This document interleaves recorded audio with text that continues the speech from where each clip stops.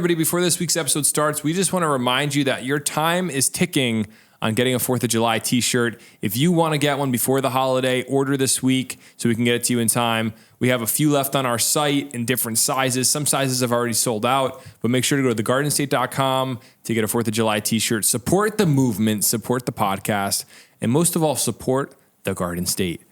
Back to the episode. Hey, this is Jersey. You're listening to the Garden State. You're listening to The Garden State, the only New Jersey podcast that gives you all of the news, all of the information, all of the New Jersey tips you need to hear this week. That's right. My name is Josh Sobo. I'm Jordan. And I'm Jimmy Parks. You guys like how I'm changing the intro every week? Can you give me a Jersey tip? Yeah, Jersey tip. Don't drive in the left lane unless you're passing cars. Otherwise, you should just stay in the middle lane or one of the right lanes. Interesting. Yeah. So smart. Any other tips? You want another tip? Yeah, please. Yeah. All right. If you're going to go down the shore on a Saturday, don't leave after 6:30 a.m. That is a great tip. Yeah, you got to leave at 6. Anytime after that, you just sit in traffic. Yeah. And people are like, oh, I want to sleep in. But would you rather wake up a few hours early and get to the beach and have no headaches? Or sleep in and then just have a whole headache the whole way to the beach, and then you're mad by the time you get to the beach, and then you get into a fight with somebody with an umbrella. Yeah. But is there a certain time where if you go late enough, there's no traffic? I think, I think after like 10 a.m. you could probably go down. Oh, I'd rather do that then. The beach is only really good though from 9 a.m. to 2 o'clock. Yeah. After People that listen, this is a judgmental take. I'm just going to say it. When I see people hanging on the beach at 4 o'clock, it like depresses me. Why? I don't know. I'm just like, go home. What are you still doing here? I like. You going don't feel at that night, way? though. You could hang at the beach all day to like Not I'm not all saying day. going at 4 o'clock and hanging into the evening. I can respect that, but you show up to the beach at like 6 in the morning, or you show up at like 9 a.m. and you're still there at 4 o'clock. Yeah, that's like That's a long day. you're getting cooked. I'm like, what are you doing? I get a little bored, but I'm also I'm like a 4 hours on the beach kind of guy, and that's my Same. capacity. The only way the evening beach is acceptable is if you're like staying down the shore, you go back in, hang out for a few hours, do something different, and then you come back after dinner. I always liked an after dinner beach hang. You know what the best feeling in the world is? What? A really hot day in August. You go to the beach. Maybe you're on vacation down the shore. Mm-hmm. You hang out on the beach, and then you have a sandwich on the beach. Ooh. And then maybe you stay another hour or two after that. Mm-hmm. You go back and use one of those outdoor showers. Mm-hmm. And then you just lay on whatever your bed or your couch of the rental property you're at. Yep. And you just lay there. Just lay there like a little caterpillar in a cocoon. Is it not a great feeling? It is a great feeling. It's the best. One of my favorite beach times is always when it's like so hot that you have to be in the water. And then you just like stay in the water all day. And then you come out for like 15 minutes, dry off, and then you're like, oh, I got to go back in again. Yeah, that's a good rotation. Yeah. In and out, in and out. All right. Well, hey, everybody. Welcome back to the Garden State. I keep messing with the intro because I just feel a change is going to come. Change is coming. Who sings that song? A change is going to come. I don't know. I don't know either. I know it's a song. Maybe it's you. I think things are going to change soon. We're entering the summer months. I mean, summer technically starts today. If you're listening to the podcast today, Yes. on Friday, summer has begun. Today is Thursday for us because we're in the past. We are time traveling to you right now. But happy first day of summer. It's begun. I don't like the way we denote summer starting and ending because September 1st, summer's over in my mind. Yep. Labor Day weekend, really. September 8th, whatever that is. But I know it goes till September 21st. Is that right, Jimmy? Yes, sir. For some reason, I just assume you know the calendar. But yeah, we're in the midst of summer now. And in Jersey, I have not been to the beach yet. I want to get down the shore. I'm excited for just a good time this summer. Yeah. I'm trying to enjoy myself a little bit. That's such a good idea. You think? Yeah, enjoy yourself. I just came up with that. I've been You workshopping just thought of that. Yeah, I'm gonna try to get down in August. I'll be going to Cape May, that's like the highlight of my whole year. Is it? Yeah, I just need like a week away from life, you know, and that's usually in August. My family goes down. So, what do you guys got planned? Are you guys going down the shore this summer? Yeah, I plan on going to LA probably at some point. Well, LA. That's a different shore. That's a different coast. Yeah, That's not I've the never Jersey really been Shore. to the beach much there though. Like I've never been swimming in the water there. You know, California doesn't have beach tags. Do you guys know this? What do you mean? I had a friend that moved from LA to Jersey, and he was like, "You guys have to pay to go on the beach." It's Well, like only Jersey. It's just New Jersey. Yeah. Like you go to any other state, you just walk on. How crazy is that?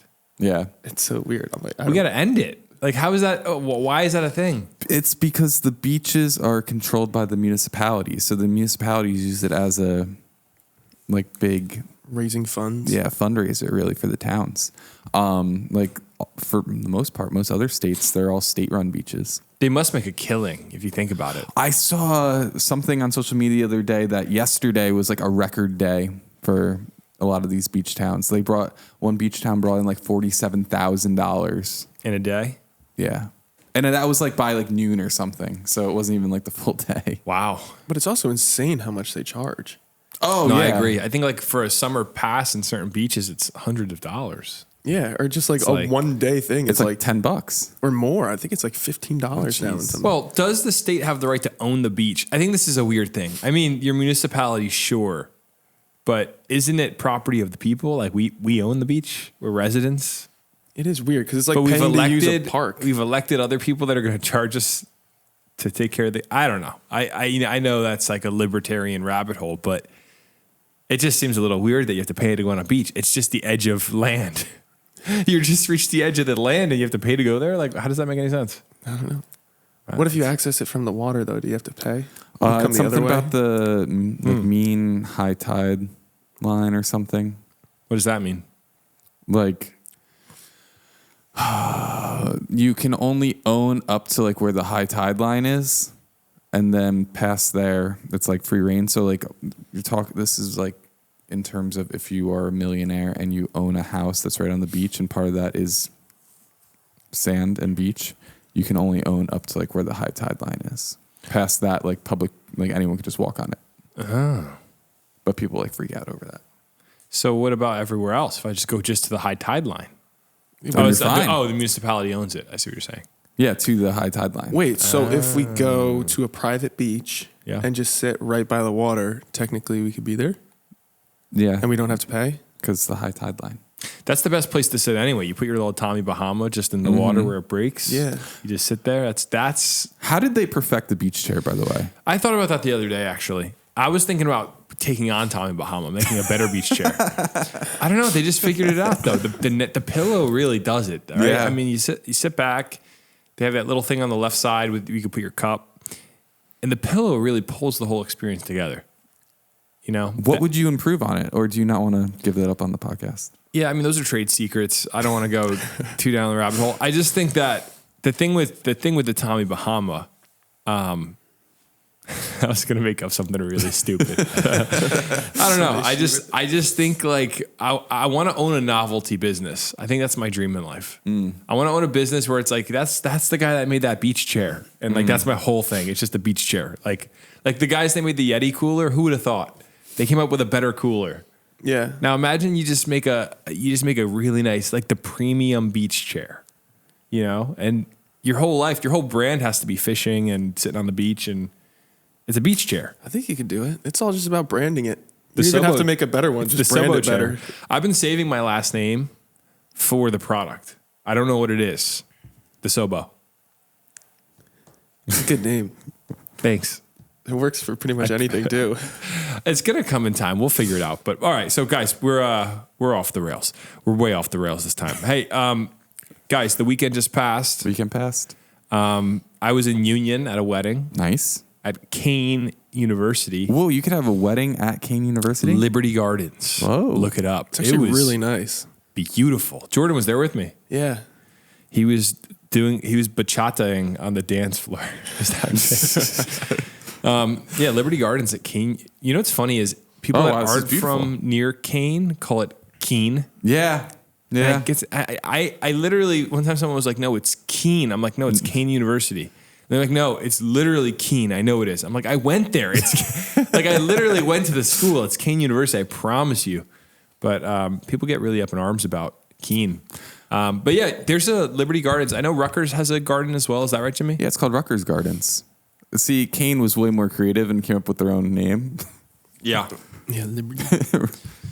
But it was really nice. It was nice to obviously go to a wedding, and that Liberty Gardens is beautiful. I don't know if it's open to the public or if it's just for events, but it's really gorgeous there. Yeah, I think it is because I think it's a museum as well. So I think it is open to the public. But Jimmy, what did you do over the weekend? My neighbors had a pool party. They just put in this beautiful, gorgeous in-ground pool, redid their whole backyard. They had the whole outdoor kitchen vibe. Wow. But they didn't use it. It was catered. So the outdoor kitchen was just kind of like a showpiece for the evening. But I've realized something very sad in my life. Yeah, go ahead. I'm no longer a kid on the block, right? So like Dude, you're almost 30, of course. All the neighborhood kids went in the pool and they're all like 10 years old and younger. And I was like, oh, I guess I'm like too old at this point to like jump in the pool with the kids. Yeah, I mean, it could be a little creepy. But here's the flip side. If you go to the town pool now, you can swim for Adult Swim. Oh, that was, remember when you had to get out of the pool at the Cranford pool? I think that's the funniest thing. It's such an old world concept. They blow the whistles all and all the kids come gotta get out of the pool. Did you ever go to a town pool? yeah, and there's just like two really old people that Floating. are just like floating Bobbing. around. Yeah, they're like, that's it. They literally bob around like buoys, just like two really ancient people in the middle of the pool. I mean, it doesn't, I don't know. I never understood the whole Adult Swim thing. It seems like a little bit, I don't know. It just Ageist? Maybe ageist. No, it just seems like a bad use of the facility. Like you're telling all these excited kids they got to get out of the pool. Like what in the world? Like let them swim. They need a kid swim. And then you go play knock hockey until you can go back in. That's, I think, That was like the default. I think it's like knock hockey and an airhead from the snack stand. Then we're back in the pool. But Jimmy, you're getting old, man. I think you got to accept that. I know. Hey, speaking of the Union County area, Clark area, I saw Bill Spadia announce he's running for governor the other day. Did you guys see I this? heard that, yeah. There's a lot of people jumping into this race right now. Who else we got? Oh, you're really going to put me on the spot. We have Stephen Fulop from Jersey City. He's the mayor there. He's been in the race, I think, the longest. We got Steve Sweeney, former senator from New Jersey, right? Sween. He's from down like Gloucester County area. You have the guy who defeated Sweeney a few years ago, Ed Durr. The trucker. On the Republican side.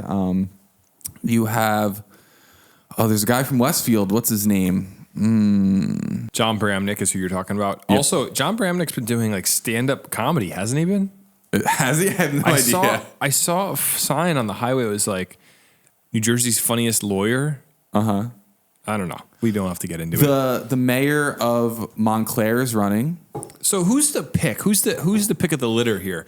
And if you had to Do you want my hot take on it? Yeah.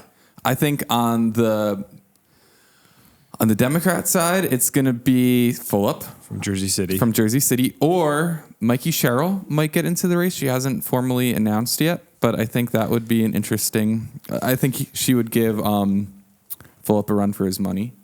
On the Republican side, I am saying that it's going to be Bramnick. Yeah. I don't think Chitterelli can do it. Wait, you said, you think Bramnick's going to be the pick? Yeah. Why Bramnick over Bill Spadia? Spadia has no shot. Dude, I think you'd be very surprised the guy had the biggest radio show in New Jersey. No shot. And all these baby boomers got his back. No. He marched in the Clark Memorial Day Parade. I told you, like people were, okay, I get what you're saying. Okay. Here's an argument on the other side. I get you're saying Bramnick, but how many people, okay, so the people that are for him are really for him. For Spadia. For Spadia. Yeah, the people that are for him, like there's people that would go to, like he's doing these events where people show up and they want to talk to him. He's got a grassroots movement going behind him. Spadia is way too radical. He has got no shot. I think what's going to divide the voters is Chitterelli and Spadia because they're similar. I think Bramnick appeals to New Jerseyans as a whole more. So I think that's why it'll come down to him. So who's full up? You said he's the mayor of Jersey City. Yeah. And what do we know about this guy? He's a military vet. After, I think he has a pretty cool story actually, and I don't want to get it wrong, but I believe he had like a really good corporate job. Then 9/11 happened, and he joined the military. Interesting. And Interesting. he's been All the right. mayor of Jersey City for quite some time. So, Jimmy, you're going to be our political correspondent through the election no. cycle. You're going to be going out on the street and interviewing these individuals. Listen, I'll have any of these guys on that. Try and get Any of them that want to come on on. the podcast, just throwing it out there. None of them listen to the podcast, but I would gladly do some clips on social media. But I'm going to ask really hard and uncomfortable questions for them. Give me one. I think- give me one question. I think it would would be fun to do that once we know who the two candidates are after the primaries. What if we hosted a debate here? I would love At that. either end of the That'd table. be so cool. That'd be so awesome. That would be really cool. I would love That'd that. be really cool. We should do that. That's actually a great idea.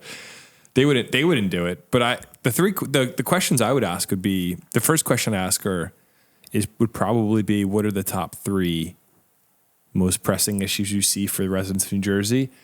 And the reason I'd ask that is I think you'd figure out very quickly what these people, what they perceive to be the real issues in the state. If you just ask the question as simple as that, because I think these guys are focused on stuff that's like crazy, that has nothing to do with our everyday lives. People in New Jersey just want to be able to afford life. That's all they care about. They want to get a house. They want to, be able to commute to work and their train doesn't break down. I know Governor Murphy ran on fixing NJ Transit. It's not fixed yet. I don't know that it's fixed yet. So there's just a lot of like everyday issues. I want to be left alone. That's like the number one issue on my ballot. Leave me alone, 2024. So you can ask them that. Like, Lower are you taxes. gonna leave me alone? You know what? If I ran for governor and said my slogan is New I'll Jersey, leave you alone. leave me alone, 2024. My goal is to leave you alone and make the safe state. I saw a politician speak the other day. I'm not going to say who it was. Yeah. But it was not Governor Murphy. I'll say that.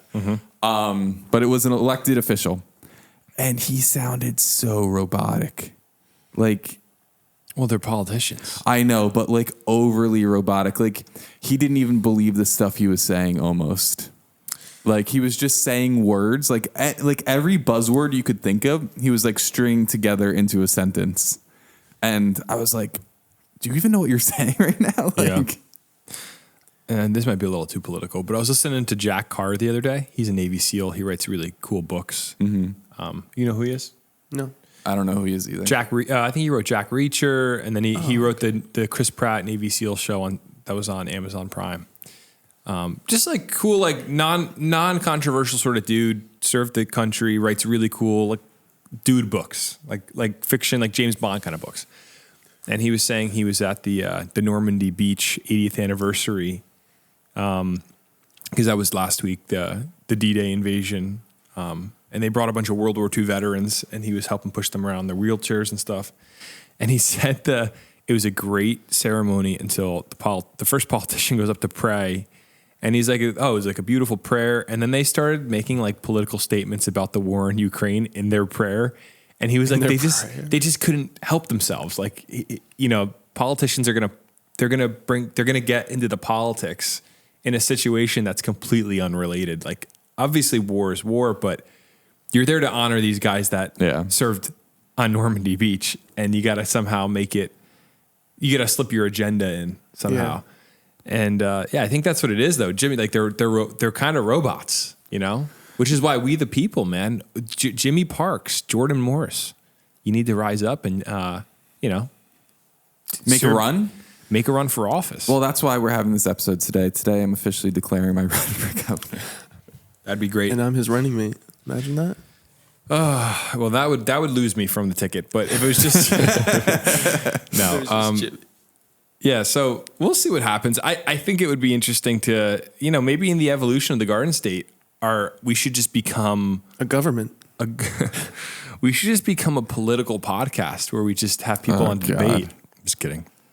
We've worked really hard to not be a hyper political podcast, but we'll do our best to inform you on what's happening with the governor race, the gubernatorial race, as they'd say. And hey, this week, the news in New Jersey this week is actually crazy. So should we get into the news? Was there anything else on the docket? Jimmy went to a pool party this weekend. Big news. Anything else that happened in New Jersey that we should talk about? Bill Spady announced his run. Someone sent me, 3 people sent me that article. What else we got? Anything? I don't know. I think we'll get into the rest of it here when we get into the news. All right. So I think we should just dive into the news. We're going to skip right over the mailbag. I will say to the people that want to call the mailbag, the number is 908-67 99 3, and you're more than welcome to call in with your hot take. Who do you think is going to win the governor's race? I mean, who are you picking? You think it's going to be Jersey Jack? You think it's going to be Fulop from Jersey City? Fulop? What's his name? Fulop. Stephen Fulop.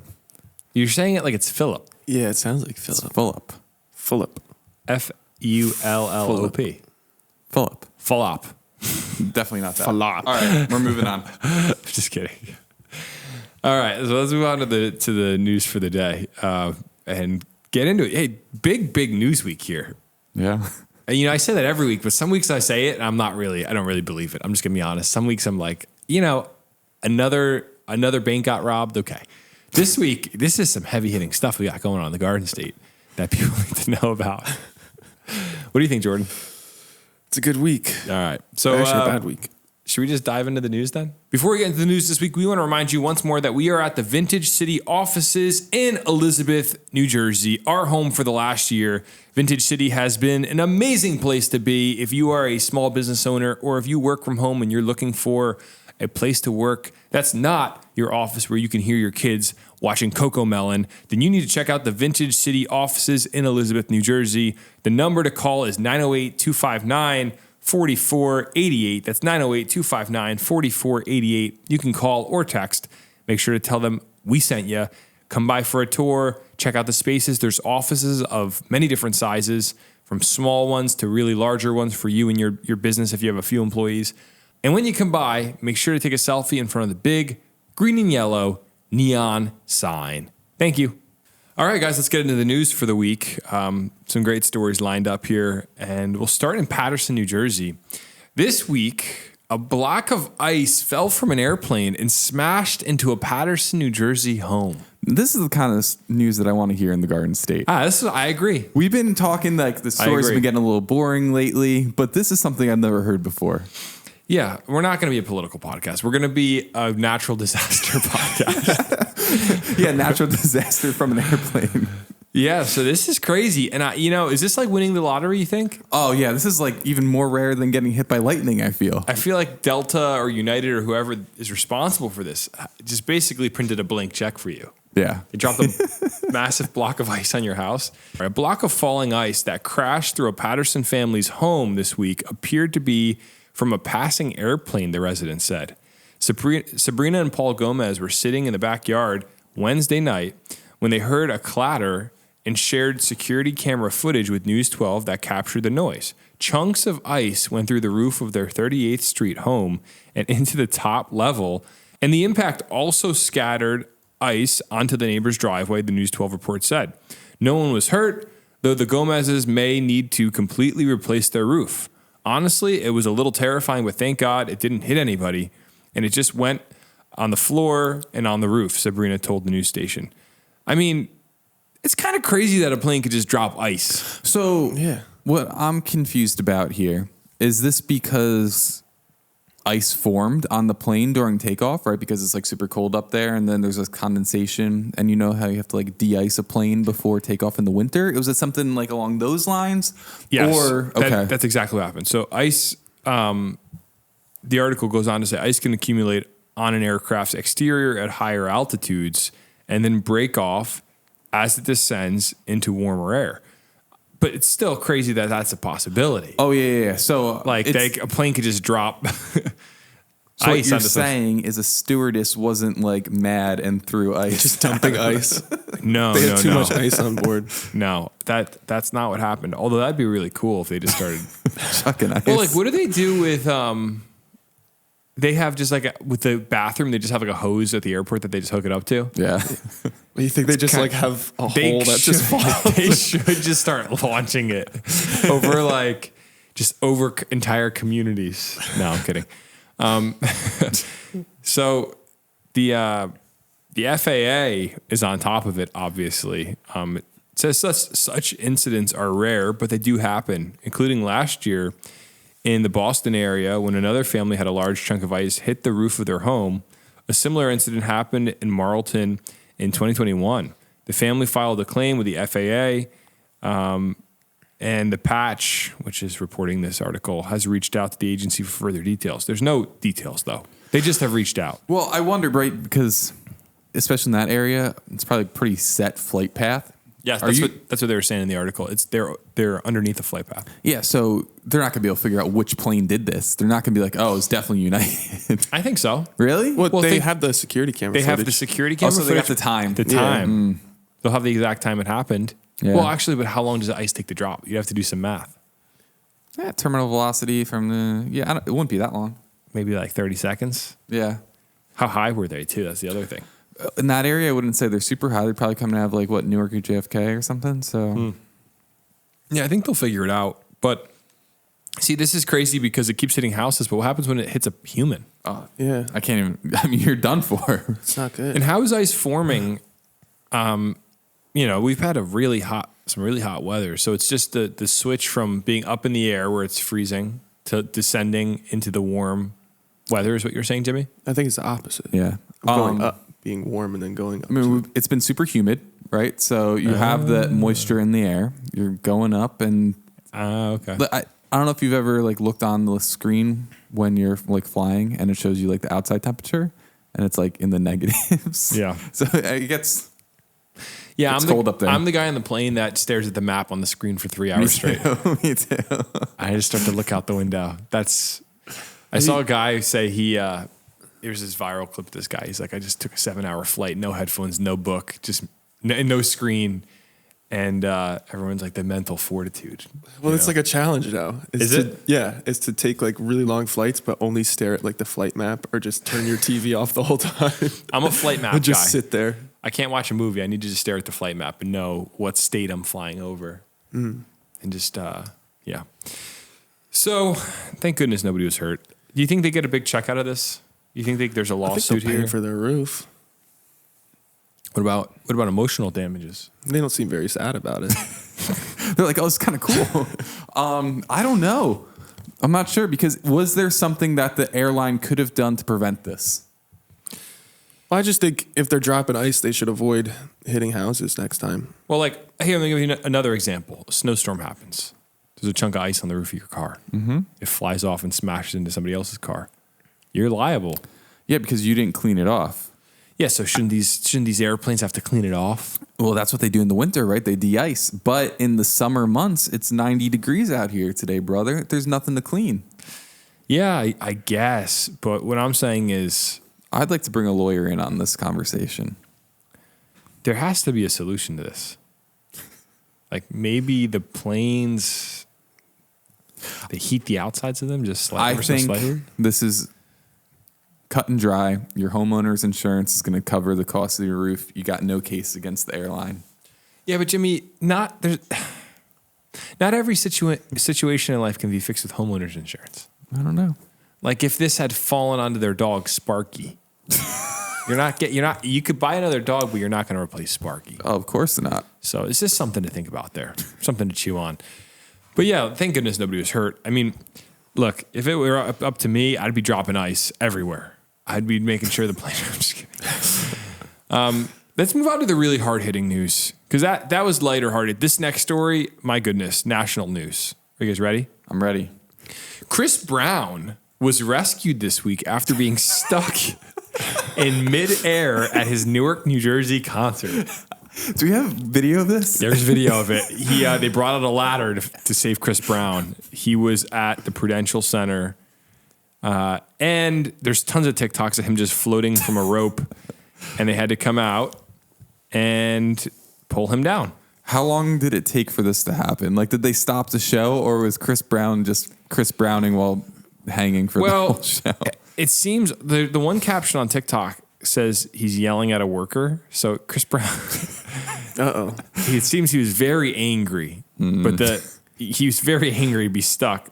The article says Chris Brown's fate was hanging in the balance, literally, when he was stuck midair during a set malfunction during his New Jersey concert this week.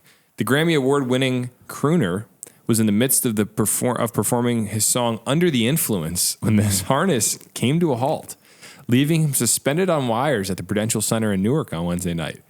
With no way down, concert staffers couldn't resolve the technical issue and resorted to using a ladder on stage to bring Brown down. In multiple videos from the concert posted to TikTok, the Run It singer was seen barking at crew members for the mishap before continuing with the show. According to The Hollywood Reporter, the chart topper told the audience he was angry at the end of the 2-hour concert, but also made light of the situation. Guys, if Chris Brown can't put on a show without getting stuck on the ropes, are we failing as a nation? Yes. I mean, what's going on with our pop stars? Chris Brown, Justin Timberlake? Oh, yeah. In New York. And he's now a meme.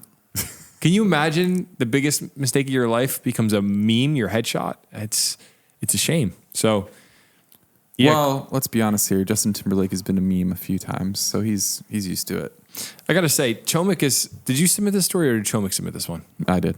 Oh, okay. I was going to say, Chomik is on tour just submitting the funniest headlines. Oh, man. That's amazing. Yeah, I think Chris Brown will survive. You know, I also will say, a friend of mine was at the American Dream Mall the other night at a Chris Brown pool party. Was Chris Brown there? Yes. What? The American Dream Mall had a pool party, and Chris Brown was the host. And he was there at like 1 a.m. at the wave pool at the American Dream Mall swimming. Like, first off, whose idea was that? Guys, we're going to have a pool party for adults with Chris Brown. Why does Chris Brown suddenly care so much about New Jersey? He's from Virginia. I think he's on tour right now. And maybe the American Dream Mall pitched him the pool party with a big check in order to get him to, you know, pull some people out. I don't know. I'm surprised Jimmy wasn't there. Seems to love pool parties. This one was for adults. Yeah, this one I would have been acceptable to go in the pool. Wait, Jordan just hit a really good punchline right there. That's true. Jimmy, you missed your chance. Which I knew. So what do we do in a situation like this? Chris Brown is on stage. You know, I will say, okay, the thing with hanging from ropes and spinning in the air and dancing is like upside, really awesome. You know, everyone's like, look at him go. He's flying. Downside, they got to get a ladder and pull you down as you have a wedgie in your pants. All the other downsides, you fall and die. So it's like, is it worth it to be on the ropes at the Prudential Center? How tall was this ladder? They pulled out like a 16-foot ladder. It might have been like just like a... Let me see. Let me watch the video again. I haven't watched the video yet, so I need to do that. It says, the moment Chris Brown has to be rescued from the air with a sad face. Bro, the internet is so good. It's amazing. That clip is not loading. Let's see the other clip right here. Yeah, here you go. So that's a big ladder. That's probably like a 12-foot ladder, something like that. And he's just sitting there in the air, angry, yelling at his crew. I wish I could have been there. I wish we knew. I wish we had a premonition. We knew he was going to get stuck. A premonition that Chris Brown was going to be stuck in the air. You go to Shelby and you're like, we got to go to Chris Brown. I need to. Man, that's funny. Yeah, it's amazing that, you know, for me, I'll be honest, with music, with live music, I'm there for the music. I don't need you on ropes. Yeah. I don't need you dancing. Dancing, honestly, I'm getting to the point where dancing is doing less and less for me than it ever has before. Like you dancing or other people dancing? Like a pop star on stage doing dance moves, does nothing for me. But you know what? I'm fine with that. I don't like the 70 backup dancers. I think just dancing in general, I know this is a Gen Z term, but it just is kind of cringe. Like America's Next Top Dance Crew, it just does nothing for me. Does nothing for me. Really? It doesn't get you excited? No, I feel nothing. I'm like, okay. Like you see someone doing the moonwalk and you don't get super hype. Okay, the moonwalk's different because that's like a almost borderline magic trick. It's an illusion. But when I see like the people like popping and locking to like, what was the big? I forget the name of the big group from like 10 years ago. But it's just to me is kind of like, I don't know. Wait, what's America's Next Top Dance Crew? Is that an actual show? I think so. There's something like that. And you watch it? Like, obviously, you know enough about it where you're like, I've sat down and watched this before. I thought America's Next Top Dance Crew was a show. What's a dance crew? America's Best Dance Crew. That's the name of the show. I'm thinking of America's Next Top Model. America's Best Dance Crew, 2008 to 2015. The Jabberwockies. You guys don't remember that? No. When we were like in like ninth grade, No. everybody's into this. Dancing, it just does nothing for me. I see it and I'm like, okay, cool. Is it because you're jealous? Maybe I want to pop and lock and get, just bust a move on stage really bad. Because I saw you at the wedding. You were like dying.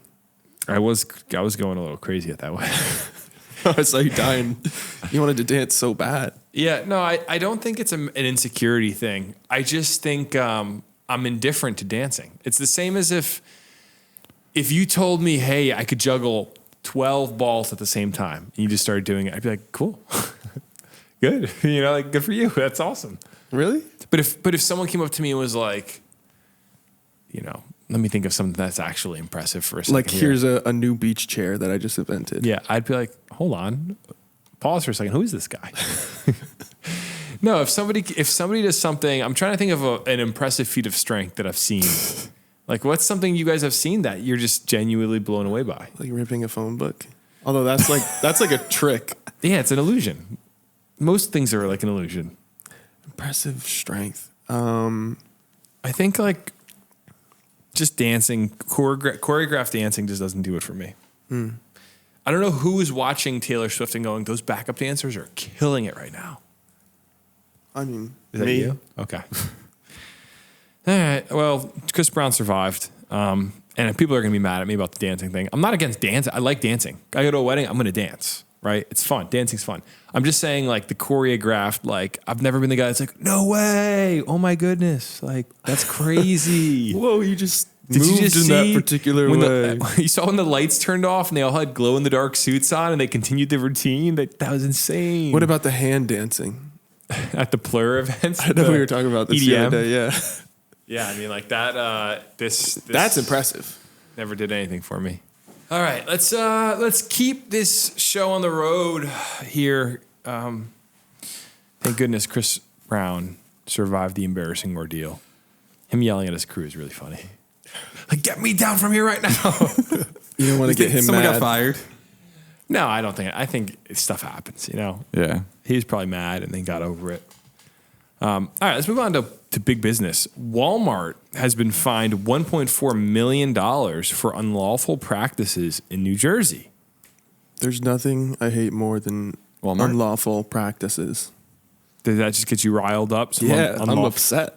unlawful practices. Yeah, I hate it. $1.4 million to Walmart is like, all right, give them the scraps. Like they do that. And I heard some Walmart stores do $300 million a year. You can make $500,000 a year as a store manager at Walmart. Did you know that? I did not. But that's like your life. Yeah, it's your life. If you're at a high performing Walmart, you can make $500,000 a year as the store manager. But it is your life. And the store's got to perform. But I think I'd keep a Walmart in tip top shape. I don't think so. It'd be the nicest Walmart in America. No. You don't strike me as the Walmart manager type guy. Have you ever met one? Yeah. Yeah? What are they like? They're not like you. Okay. All right, well, let's see what happened here. So Walmart has settled claims of unlawful unit pricing in 64 New Jersey stores. Attorney General Matt Platkin announced the $1.64 million settlement on Tuesday. The settlement includes a $1.61 million civil penalty, according to the release. Walmart is accused of using inaccurate unit pricing for several grocery products, sold at its New Jersey stores in 2023. Prior store inspections of Walmart stores in 2021 and 2022 led to $226,000 in assessed fines against the retailer for pricing violations. Walmart responded with the following statement regarding the settlement. We believe a settlement is in the best interest of all involved. We'll always work to provide our customers with everyday low prices they can count on. So the law requires grocery retailers to display the price of the food, cleaning products, coffee, cereal, and other regulated commodities using a standard unit of measurement set by regulation, such as quart, pound, or 100 sheets. So this is interesting. I always wonder why they do that. You guys ever notice that? Yeah. Because everybody has that. So that's legally, they have to actually, in New Jersey, have that. It says unit pricing makes it easier for consumers to compare prices of products packaged in different sizes or quantities to determine which is the best value for their money. Do you guys ever utilize that function?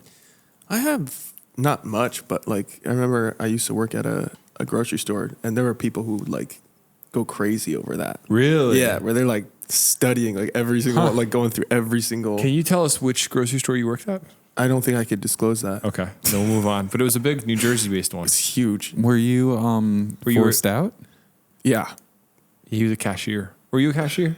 I did everything there. Really? Yeah, What was it like working at a grocery store? it was fun. A supermarket? It was fun, but you know, deal with a lot of angry customers. For what? Give me an example. I'll give you. So this one guy. It was ShopRite. I'll say it. Whoa. I'm sorry. There. Do we need to have Chumak bleep that out? You might have to. Why? No, I'm kidding. I think you. The people need to know. You were a ShopRite man. So the ShopRites are owned by different companies, so they carry different products. So this one dude comes in there, That's interesting. and a lot of times people are looking for specific products that they bought at a different ShopRite.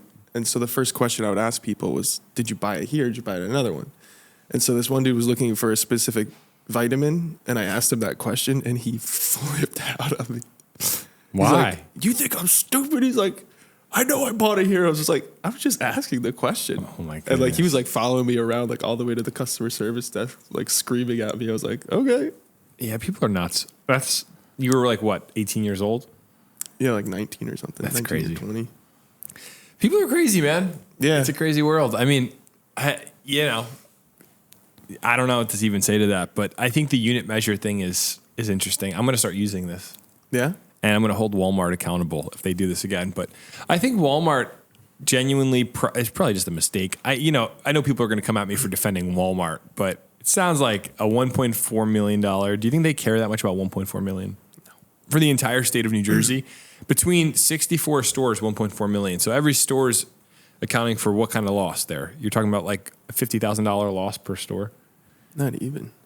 1.4 divided by 64, something like that. But it's kind of, it seems like it's just they made it right. And I do think it's interesting that the Attorney General of New Jersey can sue Walmart. It's kind of an interesting thing. Hey, Plotkin's really going on a roll here, and we're going to get into that more later. Yeah, Plotkin is on a tear, and that actually is going to lead into our next story in just a second. But any thoughts on this, Jimmy? Was there anything you wanted to say before we kept it moving? No, I think let's hear what the Attorney General's up to now.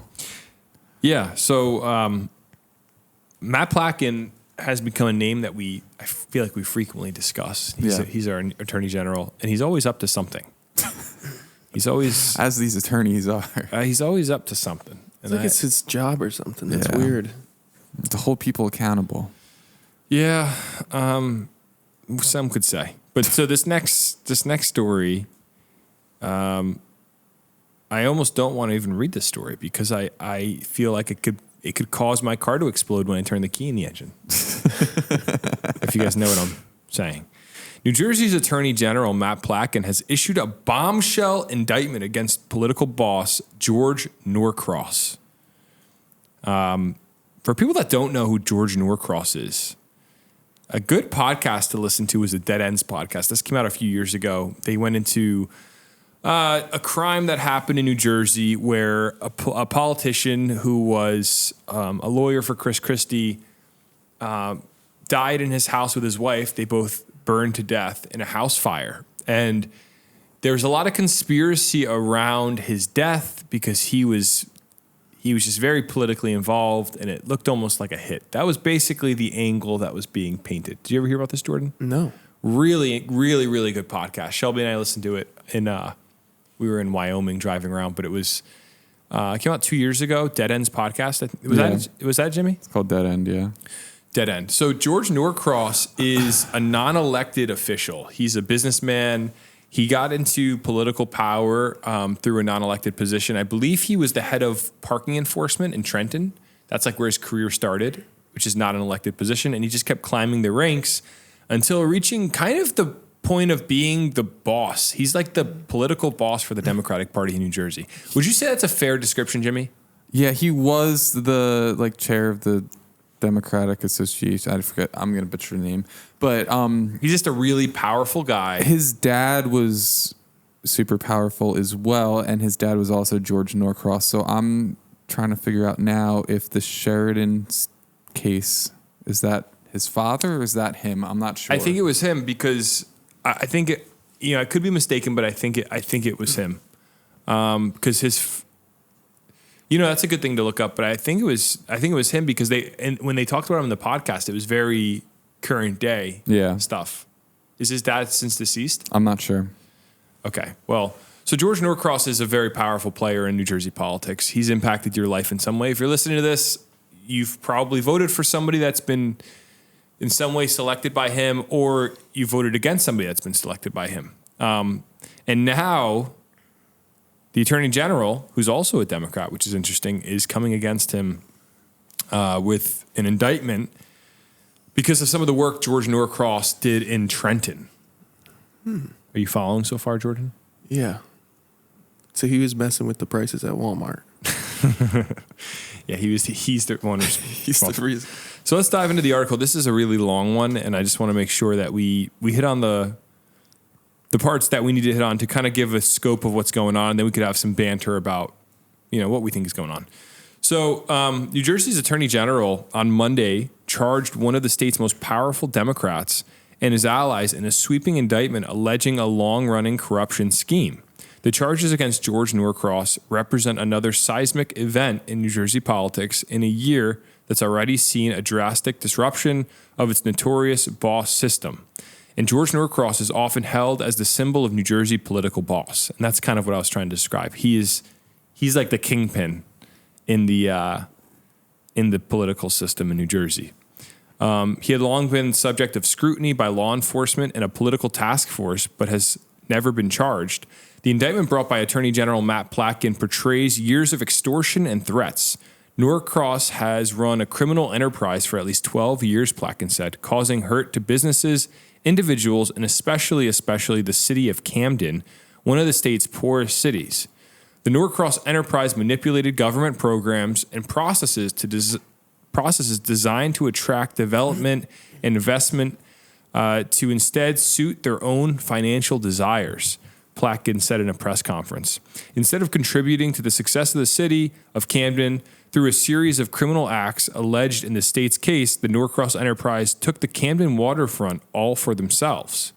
The South Jersey power broker personally attended the press conference uninvited and sat in the front row closest to the podium, staring at Platkin as he announced a 13-count indictment on racketeering and other charges. How crazy is that? That's a pretty bold move. Uninvited, you just show up to this thing. Just stare this guy in the face. That's Jersey politics or war, man. Like, look, this is the thing. People don't realize there's corruption in New Jersey. And look, you can look at this a few different ways. I've heard arguments that Norcross has helped the Camden area. Obviously, Platkin feels otherwise. He's pressing charges. But what you can't deny is that there is some real political theater in New Jersey with the way these things happen. I mean, the Attorney General's coming out against this guy. He shows up and sits front row and stares him in the face. That's Jersey. That's such a New Jersey move. Oh, man. So I'll continue here just a bit further. So the South Jersey power broker personally attended the press conference uninvited and sat front row closest to the podium, staring at Platkin as he announced the 13-count indictment on racketeering and other charges. His team of attorneys objected when the staffer for the Attorney General's office asked him to sit somewhere else and objected to the attorneys not being able to ask questions during the press conference. I want to witness an extraordinary embarrassment and outrageous conduct from a government official who stands up there and tries to act like he's holier than thou, Norcross told reporters outside the Attorney General's office. What's interesting about that statement, the holier than thou, usually holier than thou is used when like, okay, yeah, I messed up, but you're no better than me, right? Yeah. So he's, in a way, there's some sort of admission of guilt. Like, yeah, I'm not doing great stuff, but neither are you, man. Yeah, he's doing bad stuff. You're too. like, and I don't think he's lying. I think he's probably telling the truth. They're probably all doing some dirty stuff. I don't know. So Norcross, so this is just like, you know, the Jerry Springer show happening at this press conference. They're going back and forth. But Norcross also has a brother whose name is Donald, and he's a member of the House. Yep. So the article goes on to say that Norcross has wielded tremendous influence in New Jersey politics for decades, all without holding elected office. He's an insurance broker by trade, but built up what's known as the South Jersey Machine, a Democratic political coalition, considered one of the strongest in the state.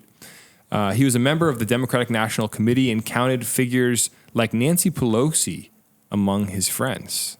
He's probably making a lot of money. Oh, yeah. Investing in she's probably teaching him. NVIDIA. So I want to get into what the actual charges are, because that's really the crux of all this. The charges against Norcross and others, referred to by Plotkin as the Norcross Enterprise, include racketeering, misconduct, and financial crimes, and carry penalties of up to 20 years in prison. So what's really going on here? That's kind of what I want to know, is what's going on here when this guy, George Norcross, has been doing this stuff for decades. This sounds like a personal beef. Yeah, that's what it between sounds like. him and It sounds like they got issues. Yeah. Like the fact that he showed up and stuff like that, like the way they're talking about each other, it sounds like, you know, there's something going on personally between them. And Matt Plotkin, you know, George Norcross saying he's holier than thou makes you kind of wonder, Like, what does he know? what is Matt Plotkin doing? Yeah. Can you be the Attorney General of New Jersey and be a choir boy? Can you be a really, you know, well put together, earnest, moral individual, or you got to play some dirty games? What do you think, Jordan? I don't think you get to a position like that, like any high position like that, without being like at least a little slimy. I think everybody in New Jersey, you got to be slimy. Yeah. You know, we talked about the people running for governors before. All these people, you got to have a little bit of an edge, and you got to be willing to just dish it out and also take it. So, what's hard with this article, what's hard with the situation overall is obviously there's allegations, and we don't know the backroom dealings of what's going on in Trenton or in Camden. Excuse me. We could assume what's going on, but otherwise it's all just conjecture. So we're gonna have to just see what happens here. I think it's New Jersey political beef is funny. You're seeing a lot of the pillars of New Jersey politics start to crumble, though, if you think about it. Like these last few years, with what happened with Bob Menendez, with even what happened with Sweeney. What was that? 4 years ago? Yeah, a few years ago now. Like there has just been rumblings in New Jersey politics. And it makes me wonder what's going to happen with the governor's race for the next governor. I mean, New Jersey is changing. The other thing is New Jersey is I think a great gateway to larger power. If you think about it, it's such a powerful and influential state that if you succeed politically here, odds are you're going to be able to move on to even bigger things. Yeah. Yeah. I mean, hopeful presidential candidates. Yep. You know, we've had multiple. Chris Christie. You had Phil Murphy kind of playing with the idea of a run. Mm-hmm. I just feel like New Jersey he may is still run next election. maybe. Yeah, I mean, I don't think that's fully out of the question. maybe we'll have to see. I mean, let's get through this election first. Yeah. Yeah. And hope the union survives, and then we'll get to 2028. But yeah, interesting how New Jersey politics works. All right, should we move on to something else? Yes. Okay. Let's do it. All right, so police in New Jersey are saying burglars are using Wi-Fi jammers to target homes. Getting pretty advanced, huh? Yeah, this is definitely interesting. It's crazy how technology is moving so quickly, and as quickly as the criminals can advance with it, good people have to advance with it as well. Have you seen the people like stealing cars outside of people's homes using? I don't know exactly how they do it, but somehow Yeah. amplifying the signal of like. Yes, they use crazy. I know what the thing is called. I watched someone make a video on how to program one, which is probably a crime to watch. You're on a list somewhere now. But basically what you can do is it's this little, oh man, it's almost like a, I don't even know what you'd call it, but it basically picks up on radio signal, I think. And you can basically copy and paste a radio signal. So like if I'm next to you and you unlock your car, whatever that frequency is that's going between your remote and the car, it basically picks up on it and can save it inside of itself. And then you can go up to a car and basically, it's like basically like copy paste. Yeah. So these people sit outside of houses and they try to copy. Well, they have ones where it's like, you know, you have to be a certain distance from your car, but they have a way of like amplifying the signal where you may hang your keys up in your house, but they can somehow amplify the signal. Oh, interesting. And then just start your car. So then they sell like these special boxes where you have to put your keys, like if you have a keyless car. That's so annoying. Yeah. People are so shady, man. That's why I guess garage kept is probably a good way of life. Keep your car in a garage. Even then, they have like ways of getting into garages where you see them like doing the same thing. Yeah, I mean, and this is a Wi-Fi jammer. Like that should be almost like you know how when another nation does something like this, like they jam our radar or something, it's an act of war. Yeah. Yeah. Like if you jam somebody's Wi-Fi, that should be a very, very, very serious crime. I'm sure it is a crime, but it says police are warning of shocking new ways that potential burglars can attempt to break into your homes with Wi-Fi jammers and surveillance cameras placed in yards. Police in Florham Park say a resident on Lincoln Ave was in his basement when he heard a loud noise coming from the ground floor Monday at 11:30 a.m. The homeowner looked at his home video camera and saw a man attempting to enter his house. Then the camera system inside the home and his cell phone lost all service. That's creepy. Yeah. Can you imagine? You see someone trying to break in your house and your service goes out? That's when you get the gat. That's when you pull out the heater and get into action. Now, so it says police say the suspect used a Wi-Fi jamming device that also prevented cell phone use. Fortunately, the suspect ran off once he realized the homeowner was in the basement. The suspect has not yet been caught. Great. It's really good news. Police have suggested to help preventing this from happening, having your surveillance camera system hardwired into your home, have a landline telephone. So basically stuff that nobody's ever going to do. Keep an eye on your yard. Police say these suspects are also placing their own surveillance cameras in yards that are disguised as landscaping plants to blend in. Residents don't notice anything as suspects keep surveillance on the home. So these people are creeps and should go to jail for a long time. But that's crazy that they can jam your Wi-Fi. If someone jams my Wi-Fi, I'm assuming that's an act of war. Yeah. And I will respond accordingly. So anytime your Wi-Fi goes down, Yeah, I'm going to be like, why'd the Wi-Fi go down?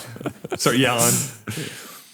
Yeah, no, that's creepy. It's very creepy. These criminals are getting smart, and we need to penalize them hard. It needs to be harsh. Harsh penalties for people that steal cars, harsh penalties for the people that burglarize homes. None of this, slap on the wrist stuff. They need to go to Rahway Penitentiary and spend a lot of time there. yeah. I'm always curious, like with trends like this, like who's the first criminal to try something like that, and like how does it catch on? Like you do it once and then you tell your friends. And I guess. they try it, and all of Probably. a sudden, before you know it, there's a massive group of people using Wi-Fi jammers. Like who even thinks of that? Yeah, it is a good idea. I think that the thing is criminals are very creative.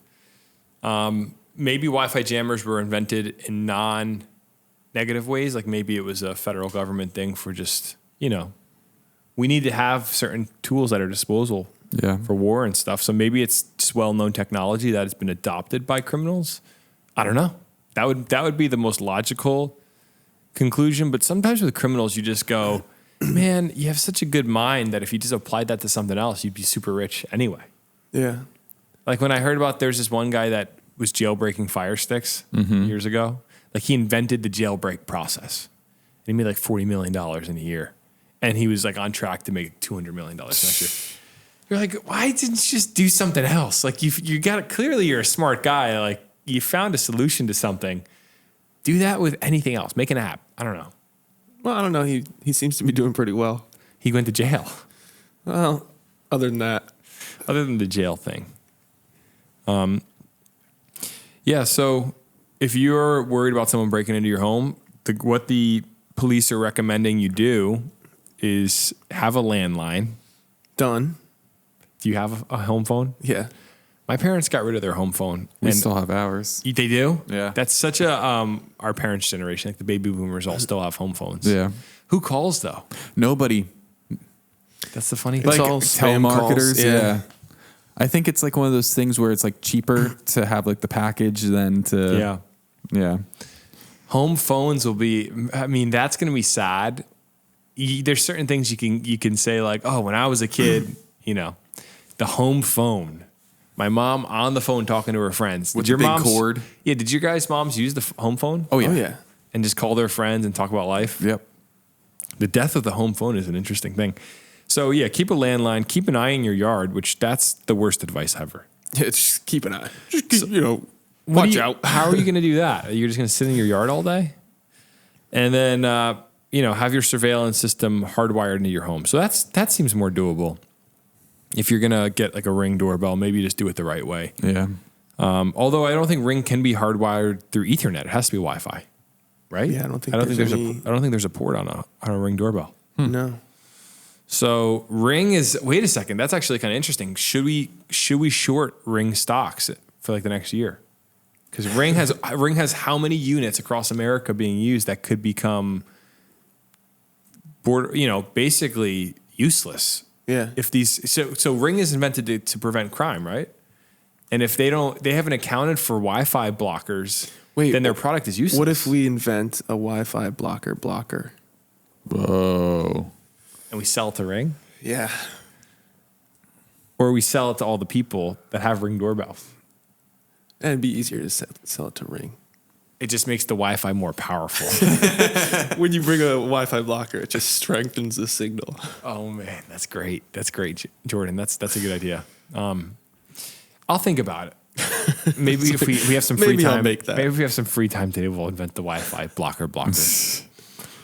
Yeah, I think Ring's gonna have to figure this out because everybody has a Ring doorbell. If you walk up a block in New Jersey, I'd say 1 in 3 houses has a Ring doorbell on it. Would you say that's fair? Yeah, maybe. Yeah. Maybe even more. And It would just be really hard to wire it in through Ethernet.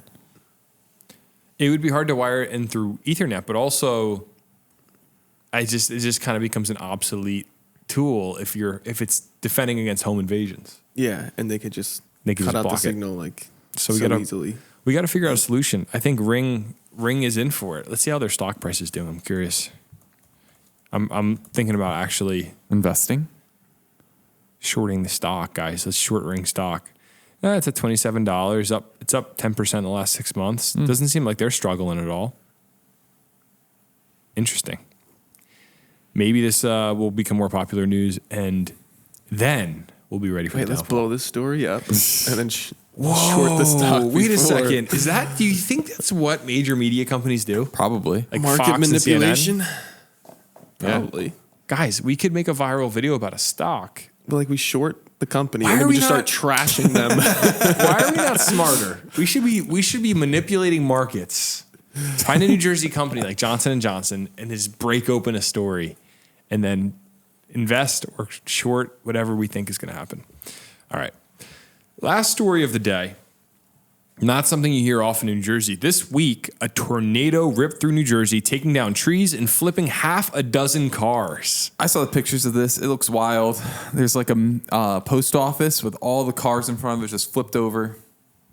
Nuts. Half a dozen is such an annoying way to just say six cars. Yeah. Yeah. It sounds like it's more than 6. That's why they did it that way. It's like I saw a video of a guy, those videos of the man on the street where they're like, how much money do you make? Yeah. And they're like, oh, I make $100,000 a year. I'm an accountant. This guy was like, I make $250,000 a year. And all the comments were like, it's a weird way to say you make $250,000. Like, it's just a weird. You should measure everything like, oh, I make a tenth of a million. So, yeah, half a dozen cars, 6 cars. You saw lots of videos of this. This looked crazy. Yeah. It was really scary. And it was actually a land spout tornado, which is kind of a cute name. It's kind of like a water spout, but it's on land. Yeah, a land spout tornado ripped through Mercer County, New Jersey Friday afternoon as severe thunderstorms pounded the state with heavy rain and winds. The twister, which reached a peak of 80 miles per hour, formed near a Conoco gas station in Lawrence Township, according to the Fox weather meteorologist Cody Broad. So, what did this Conoco gas station have to do with all this, guys? You think they were trying to get a tornado going? Probably. Yeah, it is a little weird. I think, like an advertising thing. It's all connected. It's a little suspicious. Trying to get their name in the news. So the tornado was short and brief, traveling from 5:59 p.m. to 6 p.m. at just under 229 yards with a maximum width of 60 yards. Wow. It uprooted trees and caused some to fall onto the service station, snapping a large sign. The tornado then moved onto the post office, where it overturned half a dozen cars in the parking lot. This might go down as the record for the shortest tornado, Broad marveled.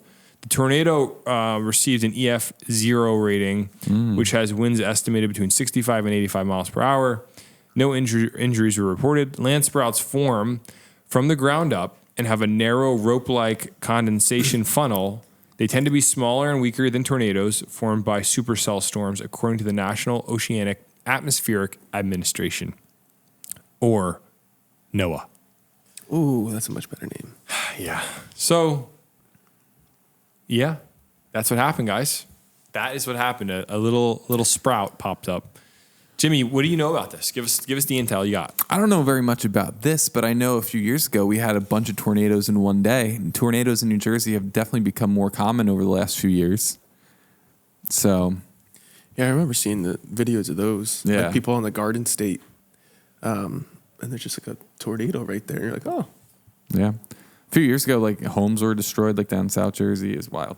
But I'd like to see a tornado in person. Is that messed up? I would love to too. I'd love to go storm chasing, like out west, where you're kind of guaranteed to see one in the Midwest. Yeah, I kind of want to see a big tornado rip through. Rip through what?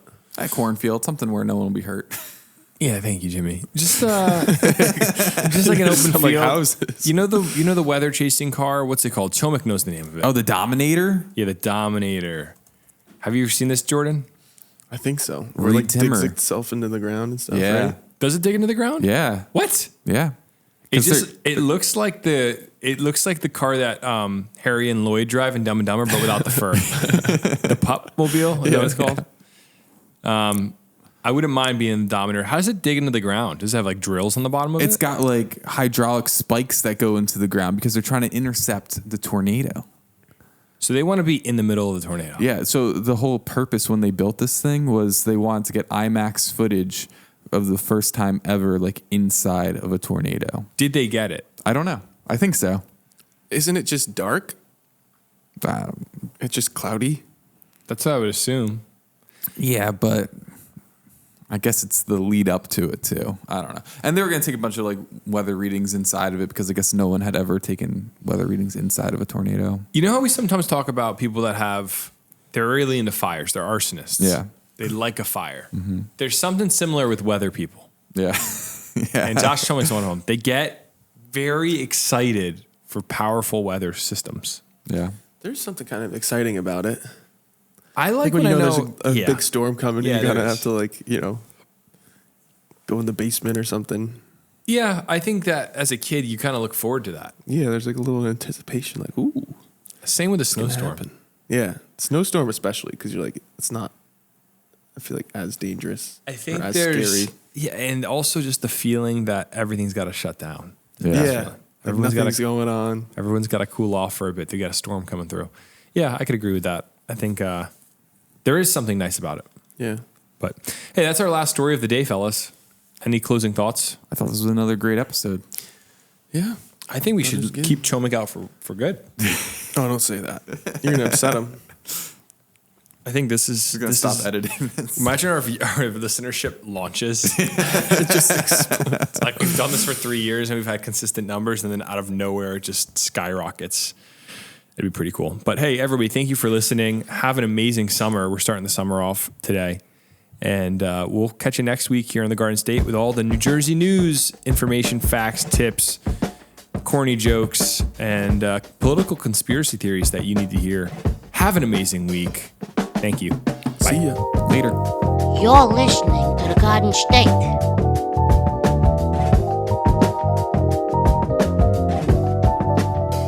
The Dirty Jers.